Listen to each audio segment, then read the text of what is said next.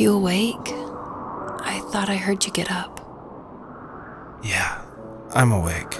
Sorry, I just can't sleep. Are you thinking about him? Yeah, a bit. Usually get back to sleep, my love. I'm fine. No, it's okay. What else is on your mind? I don't know, it seems weird, but I had one of the most vivid dreams of my life. I saw a fox on a snowy mountain, just looking confused and worried. Those eyes, I can't get those eyes out of my head. She was running in the windy snow, looking for something. Do you think it has to do with you and what's been going on? I don't know. It was just a dream, Rachel. They're not meant to make sense. A lot's happened the past couple days, that's all.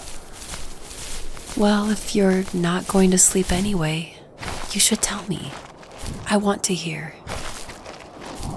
All right.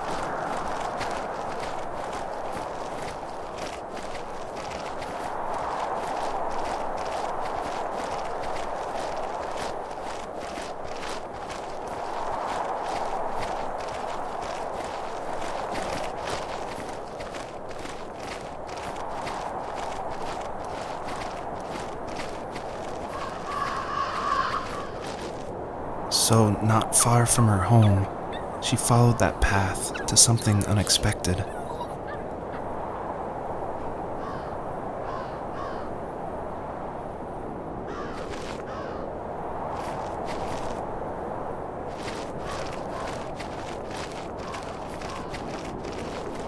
She couldn't stay, though.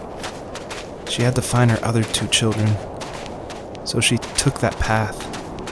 She followed it towards something ancient, something with answers.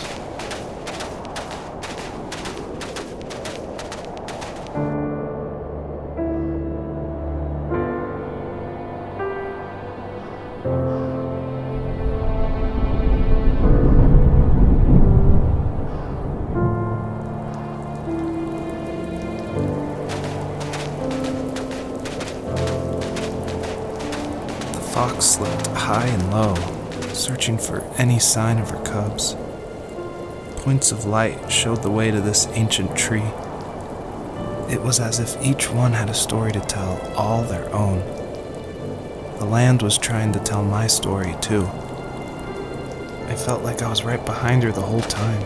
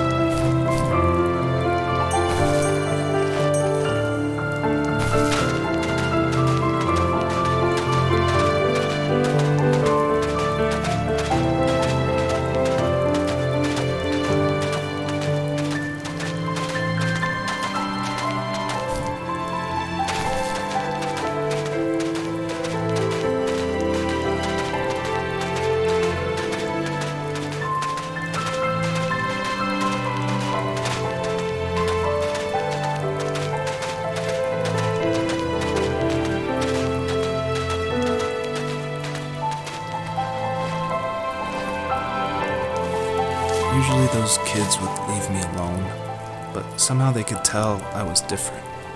They made fun of how far away I lived. They called my dad a sourdough. I was a blabbermouth as a kid, telling my dad stories I made up for hours. But after that show and tell, I didn't tell him much anymore. He didn't know exactly what was wrong, but his best guess was that the toys he carved weren't cool enough. He carved me a tank and tried to tell me what it was like to be in a real tank as a serviceman. I didn't know your dad was in the military. Yeah, in the army. The sad thing is that I'd pretty much forgotten until just now. There's so much I still don't know about him. I'm sorry. He knows how much you love him. You're going to see him again soon and have some closure, I'm sure.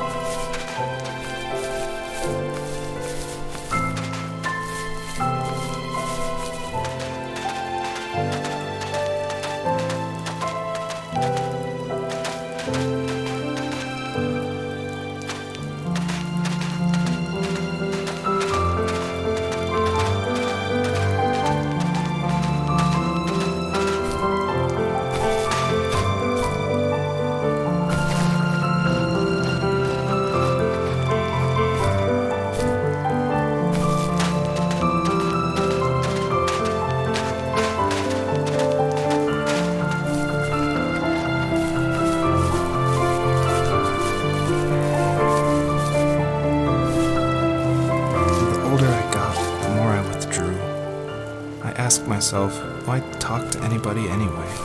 Why bother when I'm happy by myself? I started drawing a lot, mostly animals I saw in the woods by my home. I then imagined designing my own hideouts with things like TVs and pantries full of chips and cookies. I think that idea of leaving home and drawing blueprints started my career. I found a lot of solace in that. I'm not surprised, but I did the same thing, you know? There's something special about having a place to call your own. And now look at us. Well, if you count renting in an overpriced city. It's as close as we can get for now.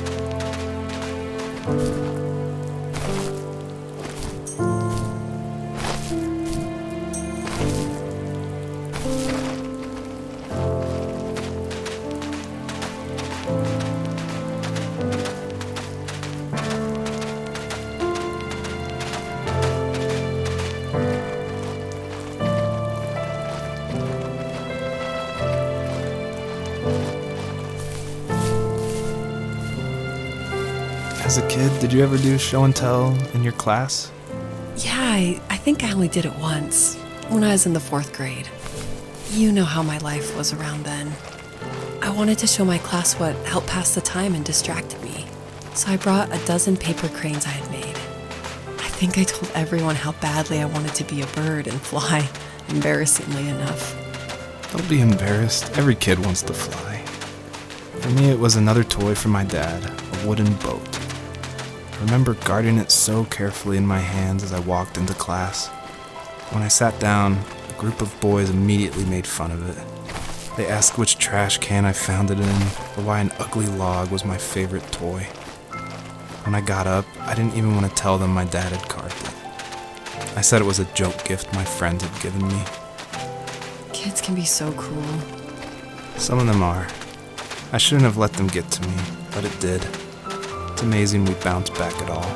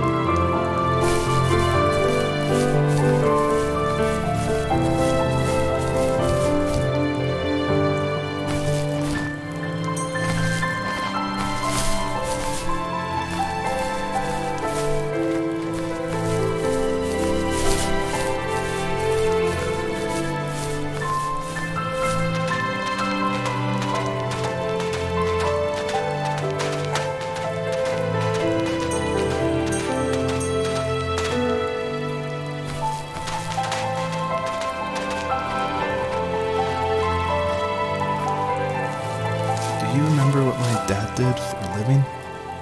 Wasn't he like a lumberjack? That's one way of putting it. If wood was a canvas, then a carving knife was his paintbrush. Even after working a 50-hour week, even after his hands were more splinters than skin, he would bring home the nicest piece of Alaskan weeping cedar and make me toys. That wooden train was the first toy I can remember, and I loved it. I just knew from a young age I was going to be a lumberjack, like my father.